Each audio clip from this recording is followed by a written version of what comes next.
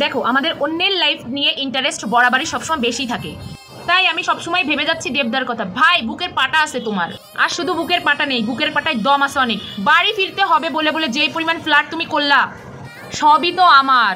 ভাই, ওপেন স্টেজে এই পরিমাণ ফ্লার্ট কেউ করে? হাসিটা মিসিং ছিল। আমার সাথে ফ্রেন্ডশিপ করবে? ফোন নিয়ে আয়, আনব্লক করলে, ফলো ব্যাক করলা, ফটো তুললা, তুলে ক্যাপশনও দিলা। এমনি সব তো আর এমনি এমনি হয় না দেবদা, আমরা সব বুঝি। তলে তলে এত বুকের বাম পাশে চিনচিন ব্যথা আর এমনি এমনি হয় না। ভাই, আমার তো এক্সের কথা মনে পড়লে 4-5টা মুখের থেকে এমনিতেই গালি বের হয়ে যায়। তোমরা কি সুন্দর ওপেন স্টেজে কবে দিমু গলায় মালারে মালারে।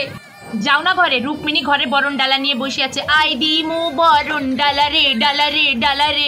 5টা না 6টা মুভি, মানে এত বছর পরেও দেব পাল্টাই নাই।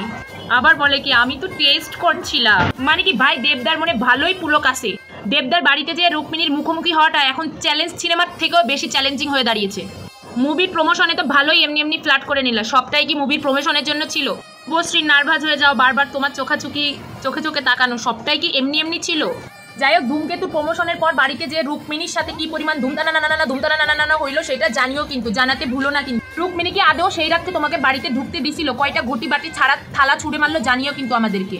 এই সব কিছু এমনি এমনি বললাম, মানে এমনি এমনি অডিয়েন্স পাগল হয়ে গেছিল, এমনি এমনি ধূমকেতুর প্রমোশন হয়ে গেল, সবই এমনি এমনি হয়ে গেল, আর আমরাও এমনি এমনি করে দেখলাম। আর তোমরাও সবাই একটু এমনি এমনি করে কমেন্ট করে যাও।